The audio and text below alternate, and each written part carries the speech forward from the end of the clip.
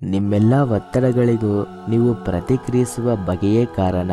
ಆದ್ದರಿಂದ ಸ್ಪಂದಿಸಲು ಕಲಿಯಿರಿ, ಪ್ರತಿಕ್ರಿಯಿಸಬೇಡಿ. ನಿಮ್ಮ ಆಲೋಚನೆಗಳೆಲ್ಲವೂ ಸರಿಯಾಗಿವೆ ಎಂದು ನಂಬಿಕೊಳ್ಳಬೇಡಿ. ನಿಮ್ಮ ಮನಸ್ಸು ನಿಮ್ಮನ್ನು ವಂಚಿಸಿದಷ್ಟು ಇನ್ಯಾರೂ ವಂಚಿಸಲಾರರು. ನಿನಗಾದ ನೋವನ್ನು ಮರೆತು ಬಿಡು, ಆದರೆ ಅದರಿಂದ ಕಲಿತ ಪಾಠವನ್ನು ಎಂದಿಗೂ ಮರೆಯಬೇಡ. ನಿಮ್ಮನ್ನು ನೀವು ಪ್ರೀತಿಸಿಕೊಳ್ಳಿ, ಇಲ್ಲವಾದರೆ ನೀವು ಯಾರನ್ನು ಪ್ರೀತಿಸಲಾರಿರಿ. ತಾಳ್ಮೆ ಮತ್ತು ಮೌನ ಅತ್ಯಂತ ಶಕ್ತಿಶಾಲಿ. ತಾಳ್ಮೆ ಮಾನಸಿಕವಾಗಿ ಗಟ್ಟಿಗೊಳಿಸಿದರೆ ಮೌನ ಭಾವನಾತ್ಮಕವಾಗಿ ಗಟ್ಟಿಗೊಳಿಸುತ್ತದೆ. ಜಾತಕ ನೋಡಿ ನಿನ್ನ ಭವಿಷ್ಯ ನಿರ್ಧರಿಸಲು ಯಾವ ಶಕ್ತಿಯಿಂದಲೂ ಸಾಧ್ಯವಿಲ್ಲ. ನೀನು ಮನಸ್ಸು ಮಾಡಿದರೆ ನಿನ್ನ ಭವಿಷ್ಯವನ್ನ ನೀನೇ ಬರೆದುಕೊಳ್ಳುವೆ. ಯಾರ ಮನಸ್ಸಿನಲ್ಲಿ ನಾನೇ ಸರಿ ಎನ್ನುವುದು ಇರುತ್ತದೆಯೋ ಆತನಿಗೆ ತನ್ನ ತಪ್ಪಿನ ಅರಿವಾಗುವುದಿಲ್ಲ. ಎಷ್ಟೋ ಸಲ ವಾದ ಮಾಡಿ ನಾನು ಸರಿ ಎಂದು ತೋರಿಸಿಕೊಳ್ಳುವ ಬದಲು ಸುಮ್ಮನಿದ್ದು ಮನಃಶಾಂತಿಯನ್ನು ಕಾಯ್ದುಕೊಳ್ಳುವುದು ಒಳಿತು. ತಿಳುವಳಿಕೆ ಇಲ್ಲದವನನ್ನು ಒಪ್ಪಿಸುವುದು ಸುಲಭ, ಹೆಚ್ಚು ತಿಳಿದವನನ್ನು ಒಪ್ಪಿಸುವುದು ಇನ್ನೂ ಸುಲಭ.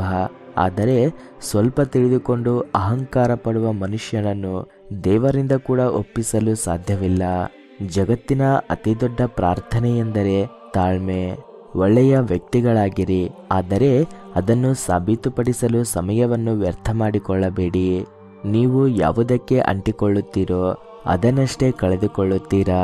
ಪ್ರತಿಯೊಂದರಲ್ಲೂ ಒಳ್ಳೆಯದನ್ನು ನೋಡಲು ನಿಮ್ಮ ಮನಸ್ಸಿಗೆ ತರಬೇತಿಯನ್ನು ನೀಡಿ. ಭೂತಕಾಲದಲ್ಲಿ ವಾಸಿಸಬೇಡಿ, ಭವಿಷ್ಯದ ಕನಸು ಕಾಣಬೇಡಿ.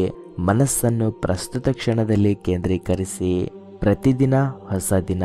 ಹಿಂದಿನದು ಎಷ್ಟೇ ಕಠಿಣವಾದರೂ ನೀವು ಯಾವಾಗಲೂ ಮತ್ತೆ ಪ್ರಾರಂಭಿಸಬಹುದು. ತಪ್ಪನ್ನು ನೆನಪಿಟ್ಟುಕೊಳ್ಳುವುದು ಮನಸ್ಸಿನ ಮೇಲೆ ಹೊರೆ ಇದ್ದಂತೆ.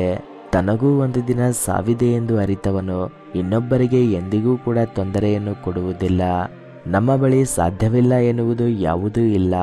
ಮನಸ್ಸು ಅಂಜುತ್ತದೆಯಷ್ಟೇ. ಧೈರ್ಯ ಮಾಡಿ ಮುಂದಕ್ಕೆ ಸಾಗಿ. ಗೆದ್ದರೆ ಇನ್ನೊಬ್ಬರಿಗೆ ಪಾಠವನ್ನು ಹೇಳಿಕೊಡಬಹುದು, ಸೋತರೆ ನಾವೇ ಪಾಠವನ್ನು ಕಲಿಯಬಹುದು. ಮನುಷ್ಯ ಸೋಲಿನಲ್ಲಿ ಕಲಿಯುವಷ್ಟು ಪಾಠಗಳನ್ನು ಗೆಲುವಿನಲ್ಲಿ ಕಲಿಯುವುದು ಅಸಾಧ್ಯ. ಭಾವನೆಗಳ ಕೈಗೆ ಬದುಕು ಕೊಟ್ಟರೆ ಬರಡು ಭೂಮಿಯಲ್ಲಿ ಬೆಳೆ ಬೆಳೆಯ ಹೋದಂತೆ. ಬುದ್ಧಿಯ ಕೈಗೆ ಬದುಕು ಕೊಟ್ಟರೆ ಬುದ್ಧ ನಡೆದ ಹಾದಿಯಲ್ಲಿ ನಡೆದಂತೆ. ಸಾವಿರಾರು ಜನರನ್ನು ಗೆಲ್ಲುವವನು ವೀರನಲ್ಲ, ಮನಸ್ಸನ್ನು ಗೆಲ್ಲುವವನು ನಿಜವಾದ ವೀರ.